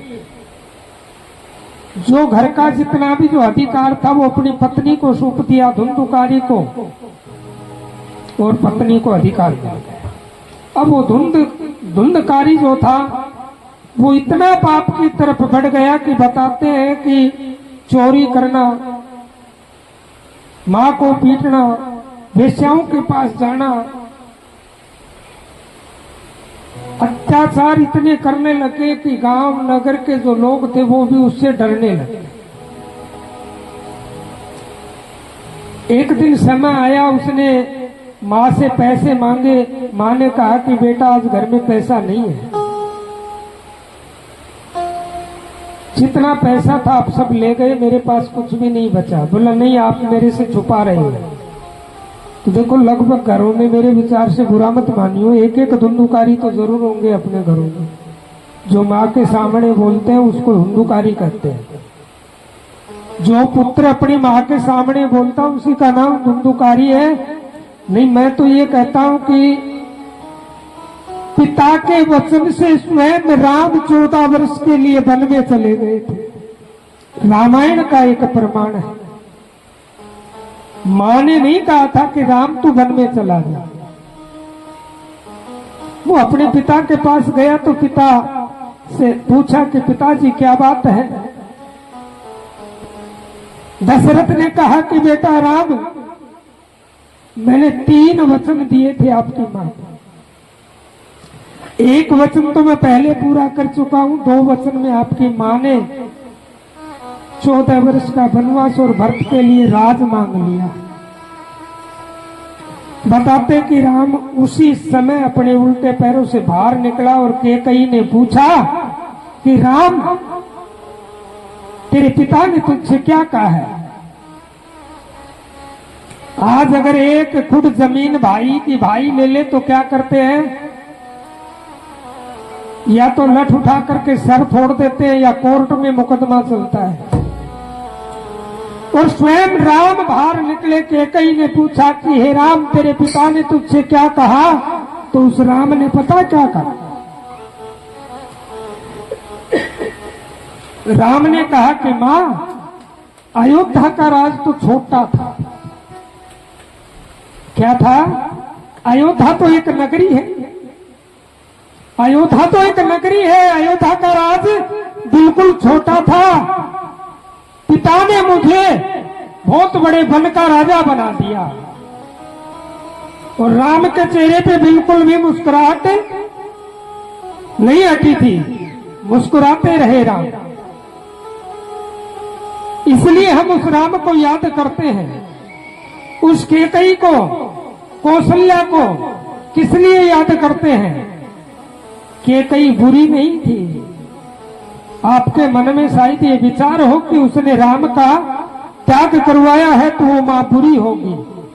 बुरी नहीं थी। जिस समय वो राम वन में जाने लगा, रथ राज दरबार के सामने खड़ा है। लक्ष्मण अपनी मां के पास गया। मां, मेरे सर पे हाथ रख के मुझे वचन दो कि मैं आज राम के साथ वन में जाना चाहता हूं। तो उस मां ने कहा कि सुन पुत्र, वचन मैं तेरे को देती हूं, एक वचन मैं लेती हूं। खुशी खुशी राम के साथ वन में जाना, लेकिन राम को पिता समझना, उसको पिता का दर्जा देना। कभी ये महसूस मत होने देना कि राम अयोध्या में नहीं है। अयोध्या की याद राम को बिल्कुल नहीं आनी चाहिए। वो माता जानकी स्वयं अपनी सास के पास जाकर के और कहती है कि मां, पत्नी का सुख कहाँ है? मुझे तो बस बना। राम की मां ने कहा कि हे सीता, पत्नी अगर सुखी है तो अपने पति के चरणों में। तो मां, मैं वन में जाना चाहती हूं उस राम के साथ। उसने कहा कि खुशी खुशी जाइए। अब रथ दरबार के सामने खड़ा ये दृश्य अगर हमारे सामने साक्षात आ जाए तो हम देख नहीं पाते। हमने तो जो पवित्र ग्रंथ जो पढ़े हैं तो हमारा हृदय जो है वो उस परमात्मा के लिए विदीर्ण हो जाता है कि वो राम, लक्ष्मण और माता पीले वस्त्र पहन के उस रथ की तरफ बढ़ जाते हैं। तो स्वयं राम की मां उस राम का हाथ पकड़ लेती है। हाथ पकड़ के कहती है कि पुत्र, वन में जा रहा है? तो राम ने कहा कि हाँ मां, वन में जा रहा हूं। पूरे 14 वर्ष? राम ने कहा कि मैं वचन से वापिस नहीं हटूंगा। पूरे 14 वर्ष। उस जननी ने पता क्या कहा कि हे राम, 14 वर्ष के लिए तू वन जा रहा है, जहां मुझे कोई अफसोस नहीं है और ना कोई गम है, लेकिन कौशल्यानंद लक्ष्मण से कुशल अयोध्या वापिस आ जाना चाहिए। आप चाहे आओ या न आए। आज कोई जननी अपने पुत्र का इतना बड़ा परित्याग कर दे। अगर पुत्र ताई के घर जाएगा तो वो जननी क्या कहेगी कि बेटा ताई के घर मत जाना, वो ताई आपके ऊपर कुछ कर देगी। चाची के घर जाएगा तो वो चाची क्या शिक्षा देगी कि बेटा चाची के घर में मत जाना, ये चाची जो है ना बड़ी चालाक है। अरे डूब के मर जाना चाहिए उस ताई को, उस चाची को जो अपने खून के ऊपर करेगी, और उससे पहले डूब जाना चाहिए उस जननी को जो अपने पुत्र को ऐसी शिक्षा देती है। हम जैसी शिक्षा अपने बेटा बेटी को देंगे तो आज भी राम है इस धरती के ऊपर। आज भी इस धरती के ऊपर राम अवतार लेकर के आते हैं इन माताओं की कुख से कि जो वचन को मानते, अपने माँ बाप की आज्ञा को मानते, ऐसे पुत्र मैंने देखे हैं। उस राम की तरह हम अपने पुत्रों को शिक्षा दें कि हे बेटा, वो राम की कहानी बेटे को सुनाइए। तो उसके मन में उत्साह होगा कि स्वयं राम अपनी पिता के वचन से वन को चला गया, तो क्यों नहीं मैं भी अपने माता पिता की सेवा करूं। हम सिखाते क्या है, अकबर कौन था, बाबर कौन था, उस अकबर ने उसको मारा, उसने उस मंदिर को तोड़ दिया, वहां पे वो बना दिया। बच्चों के दिमाग में अकबर बाबर, ताई को मत जाना, चाची के घर मत जाना, वो तेरे को कुछ खिला देगी, वो तेरे को कुछ कर देगी। सबसे पहले इस अपने भावों को पवित्र कर लो, अपने मन को, अपने हृदय को उस परमात्मा से बार बार लगाओ। कोई चाची, कोई ताई या कोई अड़ोसी या कोई पड़ोसी, कोई किसी के ऊपर कुछ नहीं करेगा। करने वाला कौन है, ये स्वयं शरीर है। ये जैसी कल्पना करेगा ना, वैसा अपने आप होता चला जाएगा।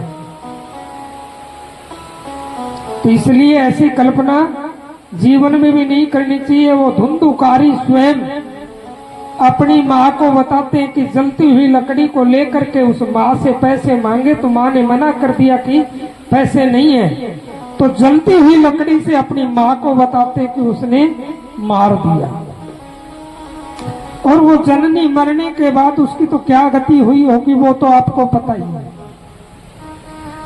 समय बीतता गया, एक दिन वही धुंधुकारी एक राजा के खजाने से चोरी करके धन लेकर के घर में आ गया। और वेश्याओं का संग था। वेश्याओं ने विचार किया कि ये राजा के खजाने की चोरी है, राजा के सिपाहियों को अगर पता चल जाएगा तो आते ही ये क्या करेंगे, इसको पकड़ेंगे, ये हमारा नाम लेगा, हमारा नाम लेगा तो हम भी पकड़े जाएंगे। इसलिए कहा है कि चोर का धन अगर कोई खरीदता है तो वो बड़ा सोच समझ के लेता है। उसको ये पता है कि किसको बेचा, बोले इसको। उससे अगर आज भी पुलिस पूछे कि भैया आपने ये चोरी का माल किस लिए खरीदा, बोला जी मेरे को तो पता नहीं था, लेकिन फिर भी खरीदा उसमें बेनिफिट के लिए, लाभ के लिए, और वो उल्टा खजाने में जमा करवाना पड़ता। तो इसलिए चोरी का धन खरीदना भी अच्छा नहीं है, मन में चोरी का विचार आना भी अच्छी बात नहीं है। धुंधुकारी ने अपनी माँ को मार के चोरी की, और चोरी करने के बाद उसकी दुर्दशा क्या हुई, उन वेश्याओं ने बताते कि उसके मुख के ऊपर जो ये अपना तकिया लगाते हैं, तकिए से उसका मुख दबा करके सांस बंद करके उसको खत्म कर दिया। और वो इतना भयंकर प्रेत बना कि उसको अन्न और जल भी नसीब नहीं हुआ। समय बीतता गया, एक दिन गोकर्ण तीर्थों से तीर्थ करके और अपने नगर में आया।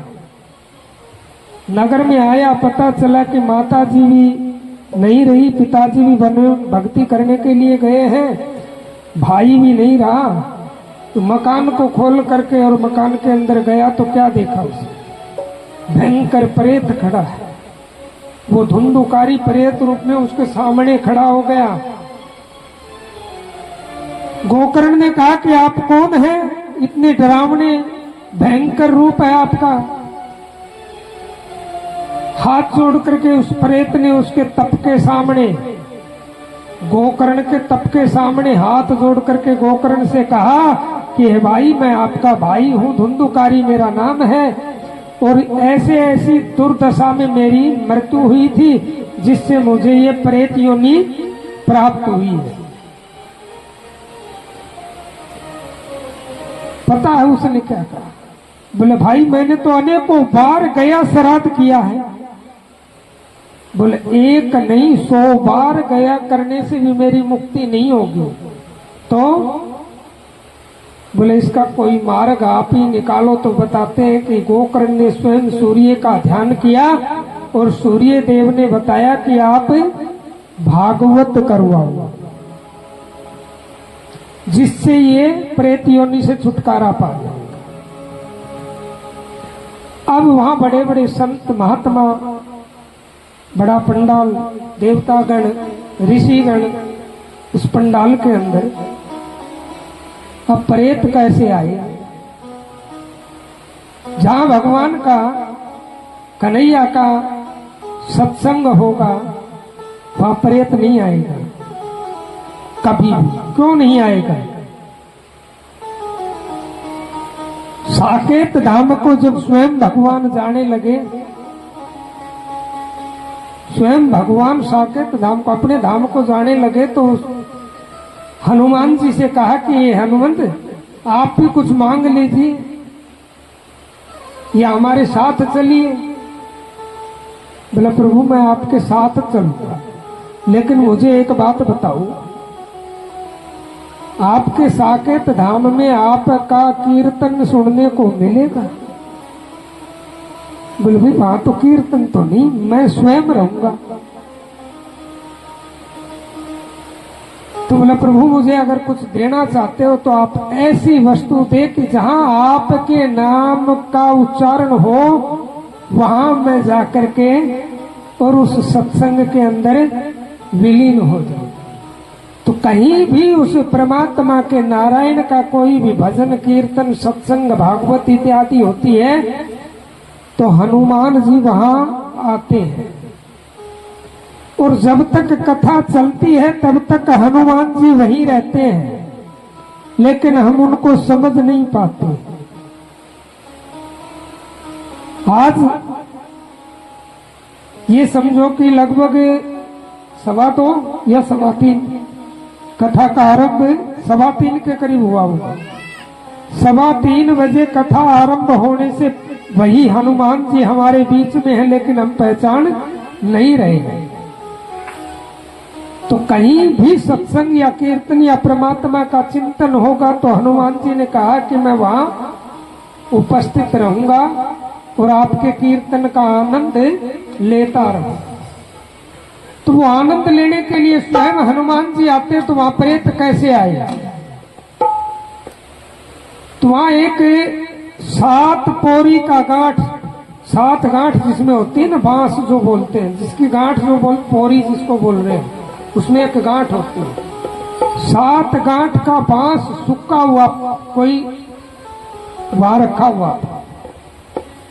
चारों तरफ उसने नजर घुमाई कि कहीं भी बैठने का स्थान नहीं है, तो वो प्रेत उस बांस के अंदर जाकर के बैठ गए। अब यही रहस्य हमारा समझने का है।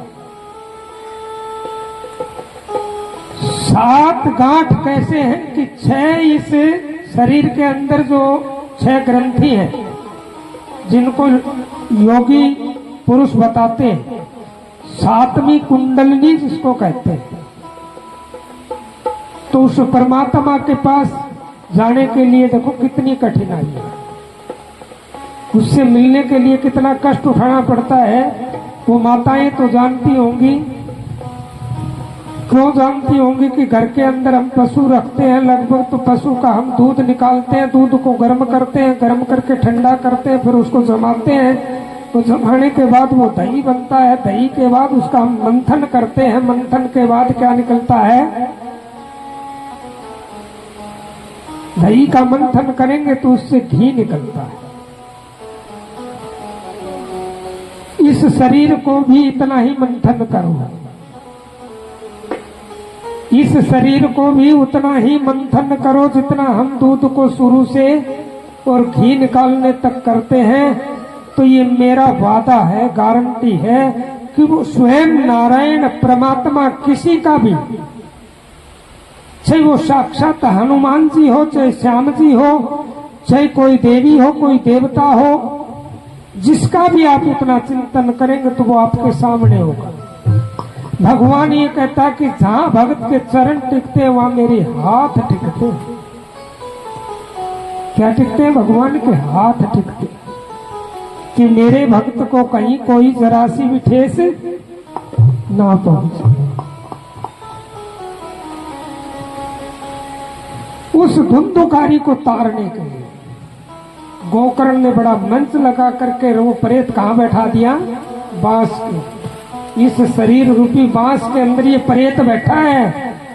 जिसके हृदय में अंधकार है उसी का नाम प्रेत है। प्रेत कौन है? प्रेत हम हैं, कोई बाहर से नहीं आता है। देखो हम घरों में जिक्र करते कई बार कि फला आदमी बड़ा संत है, फला आदमी बड़ा देवता है, उसको हम उपाधि किस लिए दे रहे हैं? वो देवता किस लिए है? संत किस लिए है? संत वो शांत है, उसको क्रोध नहीं आता, इसलिए तो संत की उपाधि दे दी। उसके अंदर देवत्व के गुण, देवताओं के गुण होते हैं, इसलिए उसको हम देवता मानते हैं। और तामसिक क्रोधी वही तो धुंधुकारी है। तो इसलिए ही तो मैं कह रहा हूं कि इस शरीर के अंदर जो बैठा है उस धुंधुकारी का मोक्ष करना है। उस मोक्ष को करने के लिए एक एक दिन 7 दिन 7 ग्रंथि अपनी खोलनी है। तो वो कौन खोलेगी? भागवत के अंदर जो एक एक शब्द है उसको हम कर्णों के द्वारा हृदय के अंदर धारण करेंगे तो पवित्रता आएगी, पवित्रता आएगी तभी हमारा मोक्ष होगा। यूं नहीं है कि हम भागवत सुन के घर गए, घर जाते ही और बहू से कहा कि बहू चाय बना के लेके आओ, बहू कहे कि बैठ जाओ थोड़ी देर में बनाती हूँ। वो तलब लगती है, एक तलब होती है चाय की। तलब में बहू को गुस्से में कहेगी कि तू चाय नहीं पिलाएगी, ऐसा है वैसा है, मैं भगवान का भजन सुन के आई हूँ।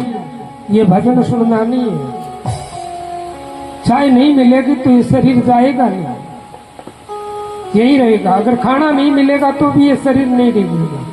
परमात्मा का चिंतन करेंगे तो इस शरीर की सब पुष्टि परमात्मा करता रहेगा। इसीलिए उस परमात्मा के अंदर ध्यान लगा करके कोई कार्य करे तो वो धुंधुकारी जो था एक एक दिन में एक एक बांस की पोरी फटती गई और वो सुनता रहा। 7वें दिन बताते हैं कि स्वयं भगवान नारायण अपना विमान लेकर के और वहां आए और उस धुंधुकारी को बैठा करके अपने परम धाम को लेकर के गए। बोलिए कृष्ण कन्हैया लाल की जय हो।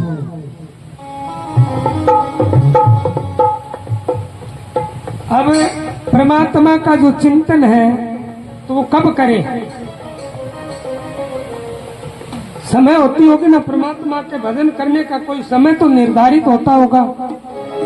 सुबह करे या शाम को करे या जवानी में करे या बुढ़ापे में करे या बीच के समय में करे। परमात्मा का भगवान का भजन कब करना चाहिए? जिनको पता है, पता होगा ना आपको, तो भगवान का भजन कब करना चाहिए? बुढ़ापे में कर ले, अच्छा रहता है। क्यों कि हाथ पैर जो है ये काम करते नहीं, बुढ़ापा आ जाएगा तो इस शरीर का क्या है, रक्त जो है ना वो कम हो जाएगा, शरीर की गर्मी कम हो जाएगी, पैरों में दर्द होंगे, हाथों में भी दर्द होगा, आंखों से दिखाई नहीं देगा। वृंदावन जाएंगे, कन्हैया के मंदिर में जाएंगे तो वहां चश्मा लगा के जाएंगे तो बंदर चश्मा को उतार लेंगे। वहां के बंदर कहते हैं कि अगर मेरे गोपाल के दर्शन करने हैं तो रियल आंखों से करो, चश्मा से नहीं। तो बुढ़ापे में तो चश्मा होगी, चश्मा नहीं होगी तो उस परमात्मा के दर्शन नहीं होंगे। इसलिए अगर परमात्मा कभी भी बुढ़ापे का इंतजार नहीं करना चाहिए, क्योंकि बुढ़ापे का इंतजार अगर हमारी मिश्राणी करती तो 32 वर्ष की आयु में उस परम धाम को नहीं जाती। इसलिए मेरी माताओं, अगर भजन करना है तो भजन करना है वो जवानी के अंदर ही करो, तो बुढ़ापे का इंतजार करने की कोई आवश्यकता नहीं कि बुढ़ापा आएगा कि नहीं आएगा है। भजन कर मस्त जवानी में बुढ़ापा किसने देखा है। भजन कर मस्त जवानी में बुढ़ापा किसने देखा है। भजन कर मस्त जवानी में बुढ़ापा किसने देखा है। बुढ़ापा किसने देखा है, बुढ़ापा किसने देखा है, बुढ़ापा किसने देखा है, बुढ़ापा किसने देखा है। भजन कर मस्त जवानी में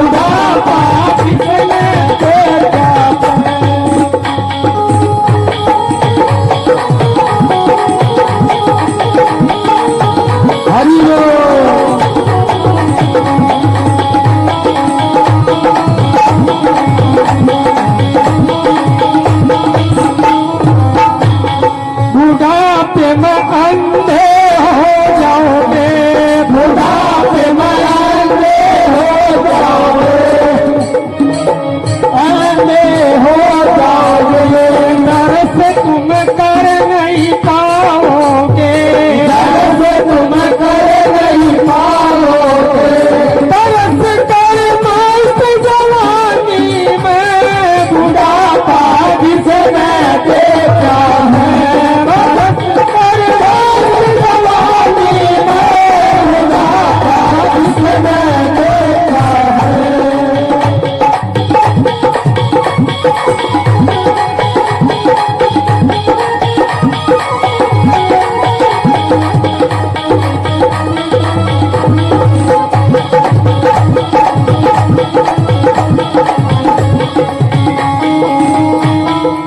क्या दशा बताइए,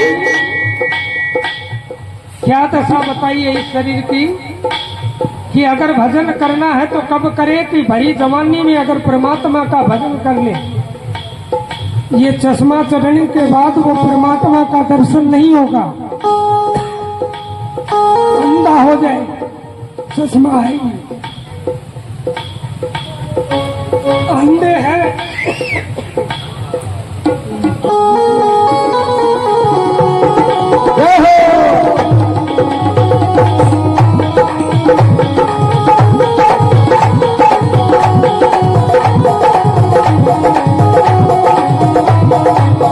बुढ़ापे में लंगड़े हो जाओगे, बुढ़ापे में लंगड़े हो जाओगे, तीर्थ तुम कर नहीं पाओगे, तीर्थ तुम कर नहीं पाओगे, तीर्थ कर मस्त जवानी में बुढ़ापा जिसने देखा है, तीर्थ कर मस्त जवानी में बुढ़ापा जिसने देखा है,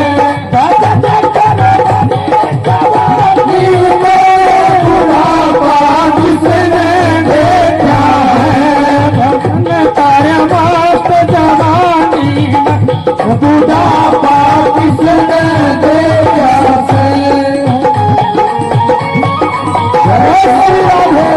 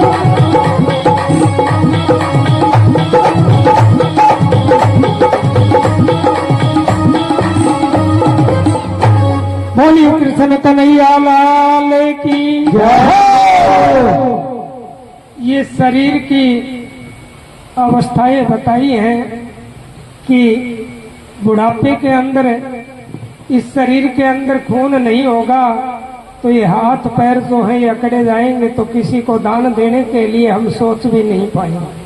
इसलिए दान भी करे तो जवानी में कर ले, पराधीन धन होने से दान नहीं होगा। इसलिए समय के अभाव को देखते हुए कल समय से आओगे। कथा बहुत काफी बची हुई है, आज की जो कथा है वो भी मैंने कल ही बतानी पड़ेगी। तो कल का समय आप बता दो या मैं बता देता हूँ आपको। कल आपको ठीक 12:30 बजे यहाँ आना, क्योंकि कथा आज की जो कथा है ना वो अभी पूरी नहीं हुई, लेकिन आज का जो समय था नगर की परिक्रमा थी, इस वजह से लेट हो गए। वो लेट हमें कल निकालनी है, तो समय से कल आएंगे। हम आपसे धन नहीं संपत्ति नहीं मांगेंगे, हम आपसे सिर्फ आपका भाव मांग रहे हैं। उस कन्हैया को अपने भाव दे देना, वो हमें भी नहीं देना, उस कन्हैया को देना है। लेकिन प्रसाद अपने घर से अवश्य लेके आए। कल सुखदेव और राजा परीक्षित का जन्म है, उन दोनों के जन्म का उत्सव रहेगा। सुखदेव जी की झांकी होगी, तो सभी झांकी का दृश्य भी देखें। बोलिए कृष्ण कन्हैया लाल की जय हो। राधे। बोलो बोलो।